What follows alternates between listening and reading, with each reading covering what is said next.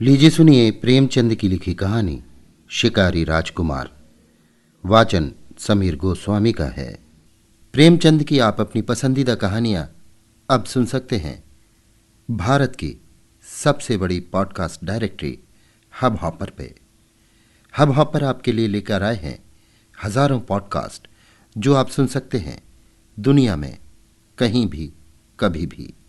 प्रेमचंद की कहानियों के नए और पुराने एपिसोड आप हब हॉपर पर सुन सकते हैं।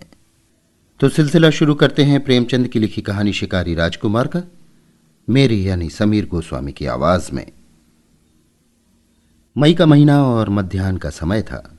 सूर्य की आंखें सामने से हटकर सिर पर जा पहुंची थी, इसलिए उनमें शील न था। ऐसा विदित होता था मानो पृथ्वी उनके भय से थरथर कांप रही थी।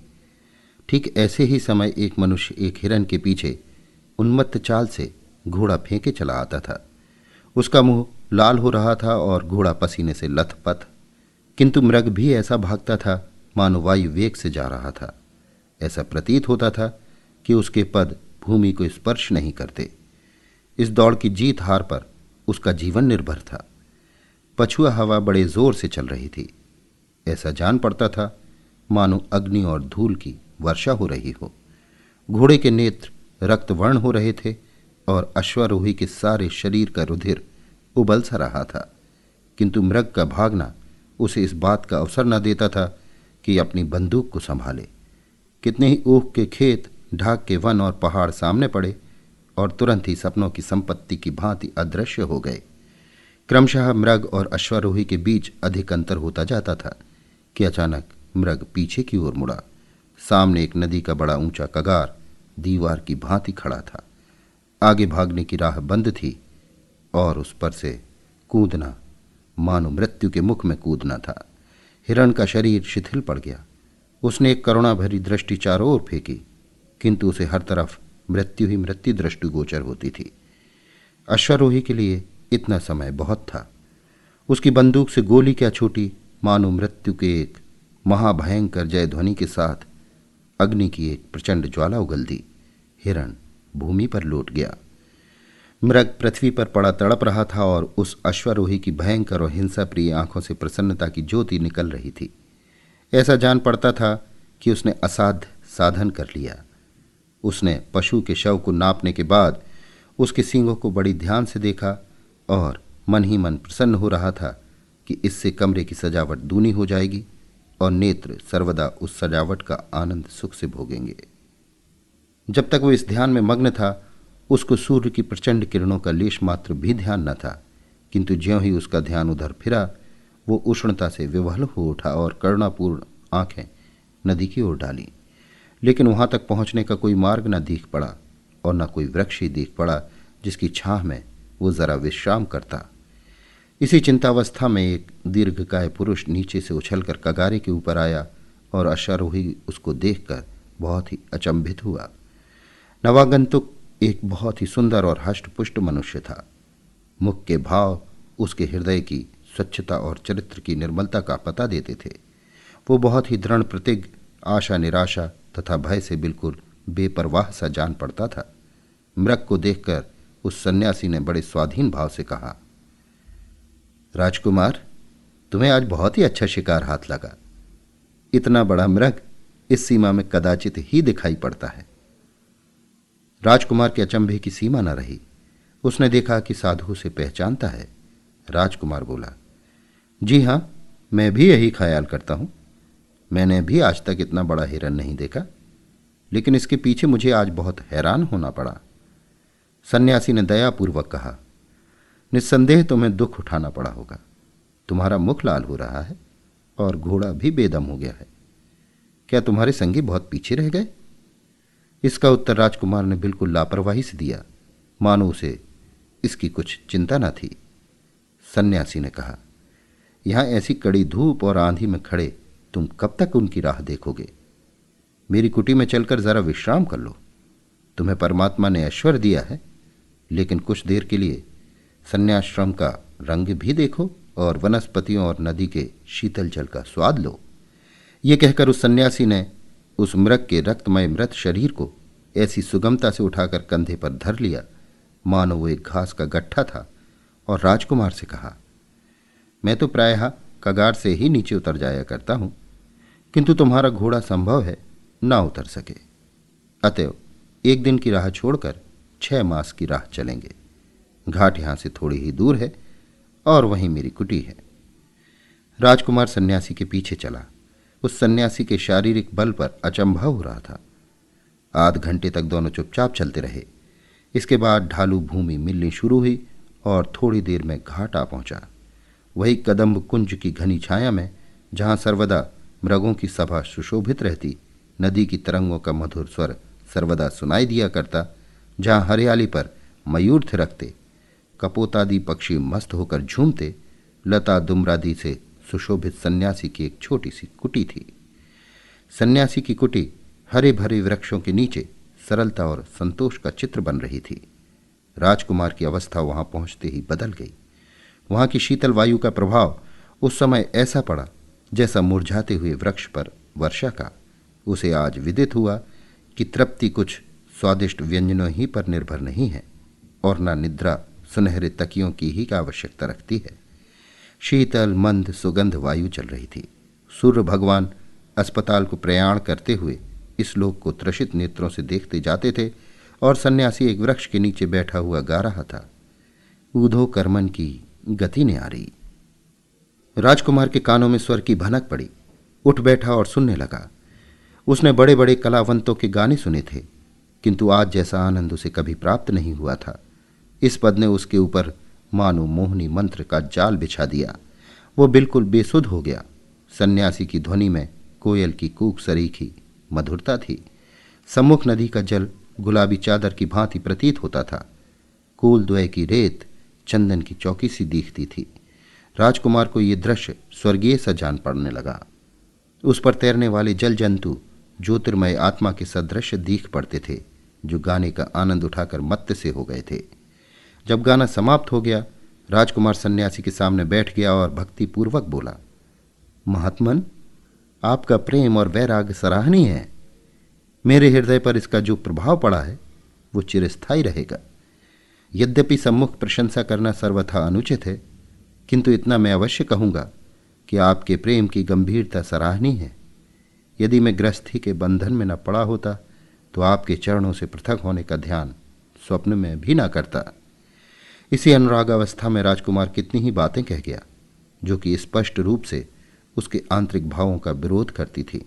सन्यासी मुस्कुराकर बोला, तुम्हारी बातों से मैं बहुत प्रसन्न हूं और मेरी उत्कट इच्छा है कि तुमको कुछ देर ठहराऊं, किंतु यदि मैं जाने भी दूं तो इस सूर्यास्त के समय तुम जा नहीं सकते। तुम्हारा रीवा पहुंचना दुष्कर हो जाएगा। तुम जैसे आखेट प्रिय हो वैसा ही मैं भी। कदाचित तुम भय से न रुकते, किंतु शिकार के लालच से अवश्य रहोगे। राजकुमार को तुरंत ही मालूम हो गया कि जो बातें उन्होंने अभी अभी सन्यासी से कही थी वे बिल्कुल ही ऊपरी और दिखावे की थी, और हार्दिक भाव उनसे प्रकट नहीं हुए थे। आजन्म सन्यासी के समीप रहना तो दूर, वहां एक रात बिताना उसको कठिन जान पड़ने लगा। घर वाले उद्विग्न हो जाएंगे और मालूम नहीं क्या सोचेंगे। साथियों की जान संकट में होगी। घोड़ा बेदम हो रहा है। उस पर 40 मील जाना बहुत ही कठिन और बड़े साहस का काम है। लेकिन ये महात्मा शिकार खेलते हैं, ये बड़ी अजीब बात है। कदाचित ये वेदांती हैं, ऐसे वेदांती जो जीवन और मृत्यु मनुष्य के हाथ नहीं मानते। इनके साथ शिकार में बड़ा आनंद आएगा। ये सब सोच विचार कर उन्होंने सन्यासी का आतिथ्य स्वीकार किया और अपने भाग्य की प्रशंसा की, जिसने उन्हें कुछ काल तक और साधु संग से लाभ उठाने का अवसर दिया। रात 10 बजे का समय था। घनी अंधियारी छाई हुई थी। सन्यासी ने कहा, अब हमारे साथ चलने का समय हो गया है। राजकुमार पहले से ही प्रस्तुत था। बंदूक कंधे पर रख बोला, इस अंधकार में शूकर अधिकता से मिलेंगे, किंतु ये पशु बड़े भयानक हैं। सन्यासी ने एक मोटा सोटा हाथ में लिया और कहा, कदाचित इससे भी अच्छे शिकार हाथ आए। मैं जब अकेला जाता हूं कभी खाली नहीं लौटता। आज तो हम 2 हैं। दोनों शिकारी नदी के तट पर नालों और रेतों के टीलों को पार करते और झाड़ियों से अटकते चुपचाप चले जा रहे थे। एक ओर श्यामवर्ण नदी थी, जिसमें नक्षत्रों का प्रतिबिंब नाचता दिखाई देता था, और लहरें गाना गा रही थीं। दूसरी ओर घनघोर अंधकार, जिसमें कभी कभी केवल खद्योतों के चमकने से एक क्षण स्थायी प्रकाश फैल जाता था। मालूम होता था कि वे भी अंधेरे में निकलने से डरते हैं। ऐसी अवस्था में कोई 1 घंटा चलने के बाद वो एक ऐसे स्थान पर पहुंचे जहां एक ऊंचे टीले पर घने वृक्षों के नीचे आग जलती दिखाई पड़ी। उस समय इन लोगों को मालूम हुआ कि संसार के अतिरिक्त और भी वस्तुएं हैं। सन्यासी ने ठहरने का संकेत किया। दोनों एक पेड़ की ओट में खड़े होकर ध्यानपूर्वक देखने लगे। राजकुमार ने बंदूक भर ली। टीले पर एक बड़ा छायादार वट वृक्ष भी था। उसी के नीचे अंधकार में 10-12 मनुष्य अस्त्र शस्त्रों से सुसज्जित मिर्जई पहने चरस का दम लगा रहे थे। इनमें से प्रायः सभी लंबे थे। सभी के सीने चौड़े और हष्टपुष्ट। मालूम होता था कि सैनिकों का एक दल विश्राम कर रहा है। राजकुमार ने पूछा, ये लोग शिकारी हैं? सन्यासी, ये राह चलते यात्रियों का शिकार करते हैं। ये बड़े भयानक हिंसक पशु हैं। इनके अत्याचारों से गांव के गांव बर्बाद हो गए और जितनों को इन्होंने मारा है उनका हिसाब परमात्मा ही जानता है। यदि आपको शिकार करना हो तो इनका शिकार कीजिए। ऐसा शिकार आप बहुत प्रयत्न करने पर भी नहीं पा सकते। यही पशु हैं जिन पर आपको शस्त्रों का प्रहार करना उचित है। राजाओं और अधिकारियों के शिकार यही हैं। इससे आपका नाम और यश फैलेगा। राजकुमार के जी में आया कि 1-2 को मार डालें, किंतु सन्यासी ने रोका और कहा, इन्हें छेड़ना ठीक नहीं। अगर ये कुछ उपद्रव ना करें तो भी बचकर निकल जाएंगे। आगे चलो, संभव है कि इससे अच्छे शिकार हाथ आए। तिथि सप्तमी थी। चंद्रमा भी उदय हो आया। इन लोगों ने नदी का किनारा छोड़ दिया था। जंगल भी पीछे रह गया था। सामने एक कच्ची सड़क दिखाई पड़ी और थोड़ी देर में कुछ बस्ती भी दिख पड़ने लगी। सन्यासी एक विशाल प्रासाद के सामने आकर रुक गए और बोले, आओ इस मौलसरी के वृक्ष पर बैठें। परंतु देखो, बोलना मत, नहीं तो दोनों की जान के लाले पड़ जाएंगे। इसमें एक बड़ा भयानक हिंसक जीव रहता है जिसने अनगिनत जीवधारियों का वध किया। कदाचित हम लोग आज इसको संसार से मुक्त कर दें। राजकुमार बहुत प्रसन्न हुआ और सोचने लगा, चलो रात भर की दौड़ तो सफल हुई। दोनों मौलसरी पर चढ़कर बैठ गए।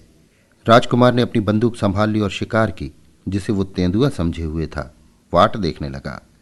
रात आधी से अधिक व्यतीत हो चुकी थी। एकाएक महल के समीप कुछ हलचल मालूम हुई और बैठक के द्वार खुल गए। मोमबत्तियों के जलने से सारा हाता प्रकाशमान हो गया। कमरे के हर कोने से सुख की सामग्री दिखाई दे रही थी। बीच में एक हष्टपुष्ट मनुष्य गले में रेशमी चादर डाले, माथे पर केसर का अर्ध लंबाकार तिलक लगाए, मसनद के सहारे बैठा सुनहरी मुंहनाल से लच्छेदार धुआं फेंक रहा था। इतने ही में उन्होंने देखा कि नर्तकियों के दल चले आ रहे हैं। उनके हाव भाव व कटाक्ष के शेर चलने लगे। समाजियों ने सुर मिलाया, गाना आरंभ हुआ और साथ ही साथ मद्यपान भी चलने लगा। राजकुमार ने अचंभित होकर पूछा, ये तो बहुत बड़ा रईस जान पड़ता है। सन्यासी ने उत्तर दिया, नहीं, ये रईस नहीं है। एक बड़े मंदिर के महंत हैं, साधु हैं, संसार का त्याग कर चुके हैं, सांसारिक वस्तुओं की ओर आंख नहीं उठाते, पूर्ण ब्रह्म ज्ञान की बातें करते हैं। ये सब सामान इनकी आत्मा की प्रसन्नता के लिए है। इंद्रियों को वश किए हुए इन्हें बहुत दिन हुए। सहस्त्रों सीधे सीधे मनुष्य इन पर विश्वास करते हैं, इनको अपना देवता समझते हैं। यदि आप शिकार करना चाहते हैं तो इनका कीजिए। यही राजाओं और अधिकारियों के शिकार हैं। ऐसे रंगे हुए सियारों से संसार को मुक्त करना आपका परम धर्म है। इससे आपकी प्रजा का हित होगा तथा आपका नाम और यश फैलेगा। दोनों शिकारी नीचे उतरे। सन्यासी ने कहा, अब रात अधिक बीत चुकी है, तुम बहुत थक गए होगे, किंतु राजकुमारों के साथ आखेट करने का अवसर मुझे बहुत कम प्राप्त होता है। अतएव एक शिकार का पता और लगाकर तब लौटेंगे। राजकुमार को इन शिकारों में सच्चे उपदेश का सुख प्राप्त हो रहा था। बोला, स्वामी जी, थकने का नाम न लीजिए। यदि मैं वर्षों आपकी सेवा में रहता तो और न जाने कितने आखेट करना सीख जाता। दोनों फिर आगे बढ़े। अब रास्ता स्वच्छ और चौड़ा था। हाँ, सड़क कदाचित कच्ची ही थी। सड़क के दोनों ओर वृक्षों की पंक्तियां थीं। किसी किसी आम्र वृक्ष के नीचे रखवाले सो रहे थे। घंटे भर बाद दोनों शिकारियों ने एक ऐसी बस्ती में प्रवेश किया जहाँ की सड़कों, लालटेनों और अट्टालिकाओं से मालूम होता था कि बड़ा नगर है। सन्यासी जी एक विशाल भवन के सामने एक वृक्ष के नीचे ठहर गए और राजकुमार से बोले, ये सरकारी कचहरी है।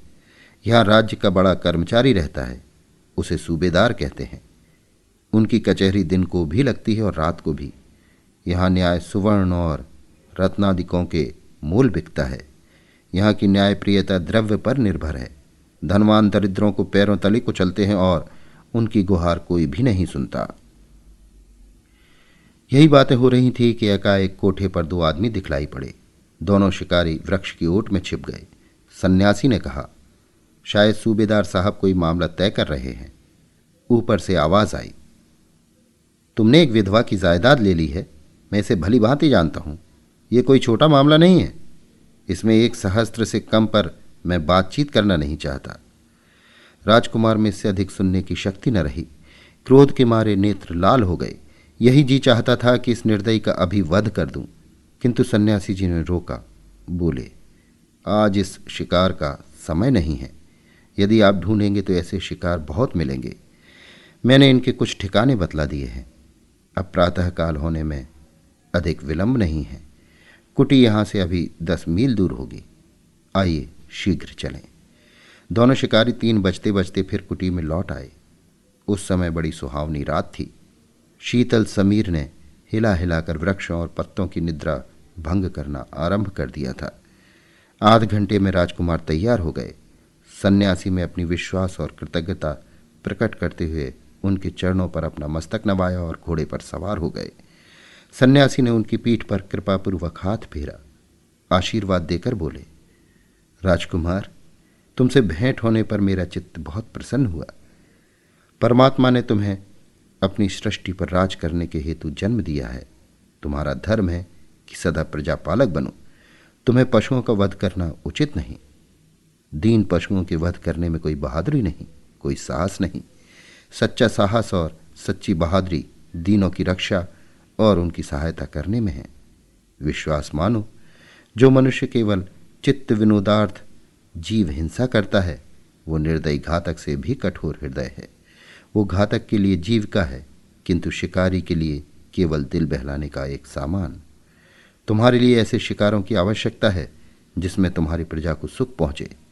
निशब्द पशुओं का वध न करके तुमको उन हिंसकों के पीछे दौड़ना चाहिए जो धोखाधड़ी से दूसरों का वध करते हैं। ऐसे आखेट करो जिससे तुम्हारी आत्मा को शांति मिले, तुम्हारी कीर्ति संसार में फैले। तुम्हारा काम वध करना नहीं, जीवित रखना है। यदि वध करो तो केवल जीवित रखने के लिए। यही तुम्हारा धर्म है। जाओ, परमात्मा तुम्हारा कल्याण करें। अभी आप सुन रहे थे प्रेमचंद की लिखी कहानी शिकारी राजकुमार। वाचन समीर गोस्वामी का था।